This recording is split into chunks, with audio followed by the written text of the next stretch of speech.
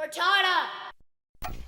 Nintendo has no plans to use game key cards for first-party developed titles. Now, look, this is actually a good thing. Initially, anyway, I thought it was. That's how deceptive Nintendo can be. I fully expected them to ensure that their first-party titles would all be entirely on the game cards. Sony does the exact same thing. Microsoft, on the other hand, not so much. Leave Xbox. me alone! Please! As we all know, Doom: The Dark Ages is not entirely on the disc. Only roughly 300 megabytes on disc upon starting the game after installing the stuff. So yeah, Microsoft sold you a $70 game that's not even on the goddamn disc. Somebody's gotta get stabbed. And we're talking one of their first party devs. So in that sense, Nintendo is actually not a bad guy. I'm not a good guy. I'm the guy. But there is a reason why Nintendo affords themselves this and not other developers. And you'll be surprised to know why. Many were speculating for a bit. Why is it that Nintendo is allowing third-party devs to not put games that aren't even 5 gigs total on a game key card? Why do they instead allow devs to opt for digital key cards? You can push any fears about seeing Mario on a game key card aside, as Nintendo has revealed to us that it has no plans to use the new physical format on its first-party developed titles. After more Switch 2 titles began to crop up under the game keycard label, we reached out to Nintendo UK for confirmation about whether we should expect to see the same approach used on Mario, Link, and Samus' future endeavors. Today, we received the following response. We currently have no plans to use game key cards for Nintendo developed titles. Now, of course, yeah, that is a specific keyword, but knowing Nintendo, they will 100% ensure their game is entirely on the cart. And if you are a collector of first-party games from Nintendo, especially in physical form, then you should be fine. However, when it comes to third-party, when it comes to multi-plat releases, that's where you're screwed. That is where collecting for the Nintendo Switch 2 is pointless. And the reasons for that have all entirely to do with the options Nintendo has afforded developers, specifically third-party publishers. And it's all explained through this leak that I actually missed a few days ago. Rumor, new leak may explain why many Switch 2 physicals are game key cards. Last week, Dexerto reported that the Guilty Gear Strive developer Arc System Works has been hacked, leading to a boatload of leaks regarding the studio's upcoming titles and updates. According to leaker and Universo Nintendo editor Necrolip, one piece of info out of the hack suggests that Nintendo is only offering very limited format options for third-party Switch 2 releases, potentially explaining why so many are turning to game keycard options. According to Necrolip's tweet via Google Translate, studios have just 3 options when it comes to launching on Switch 2: a digital-only release, a game keycard, codenamed Potion in the leak apparently, or a 64 gig full game cartridge. If the leak is true and a 64 gig cart really is the only choice to release a full game physically on Switch 2, it makes a lot of sense that developers would opt for the keycard solution over the inflated cost of the higher storage option.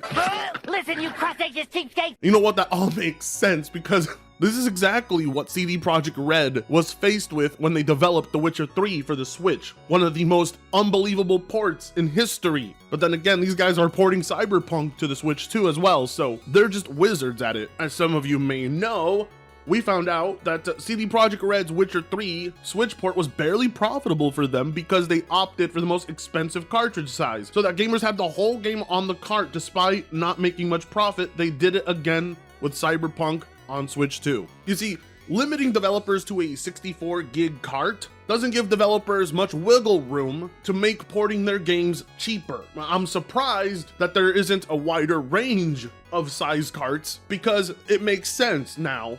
Why exactly Bravely Default 2 is not all entirely on the Switch cart? It is a 12 gig game, but why in God's green earth would Square Enix purchase a stock of 64 gig carts when they're not going to be maximizing the storage capacity on those carts and wasting money? This is why they opt for Nintendo's other option. This is why instead of going for digital only, they went for a game key card to, you know, give you the feeling that you have a physical edition, but also not have to spend the money on a 64 gig cart, but also not limit it to a digital only release. I mean, honestly, there's no winning here. The only ones winning are the publishers, because it will cost them virtually nothing to give you a virtual key card, because Nintendo gave them that option. Because there is no option for a 32 gig cart or 24 gig cart, and I can see why, because the manufacturing costs for that would probably be a headache for Nintendo, and they'd rather not deal with it, and they'd rather remove your choice of actually physically owning third-party games on the device. This is why you don't want to buy third-party on the Switch 2. It's a total waste of your time,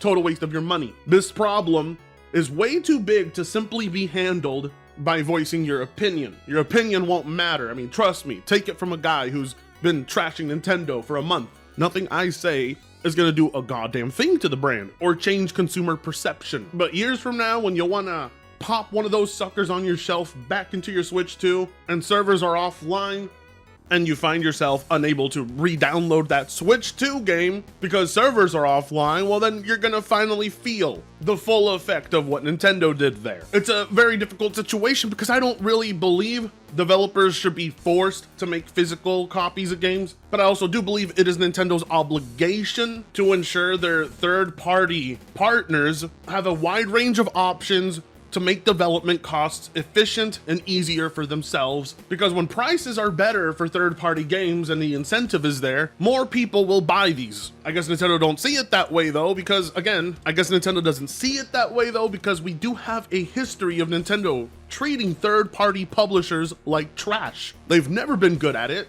They're still not good at it, and releasing for their platform has always been a pain in the ass. Nintendo's perspective of third-party publishers who make better games than their own first-party studios is, who cares? Since the Wii, since the Wii U, since the Switch 1, devs have always had to struggle when it comes to porting to Nintendo devices. And here they finally have a tablet that's actually pretty decently capable. I mean, we're talking about a tablet that has an advantage over the other consoles, and that's that it has DLSS and is more than capable enough to run a lot of current gen games. But the drawback to that is that if you buy it physically for the Switch 2, there's a 50-50 chance the game isn't actually on the cart. And yet you're still expected to pay just as much, if not more, for that version over a PS5 or Xbox version, which makes no sense. If the leak is true and a 64 gig cart really is the only choice to release a full game physically on Switch 2, it makes a lot of sense that developers would opt for the key card solution over the inflated cost of the higher storage option. I don't know how much more it costs, but I could imagine that if devs are opting for a key card solution, then the cost is quite significant. Otherwise, I don't see another reason why they would pull out, unless these devs just don't want you to own their games, which is also very highly possible. For Switch 1, Nintendo offered studios both 8 gigs and 16 gig cart options for physical releases, making a full-on cart release cheaper and easier to stomach amid rising development costs.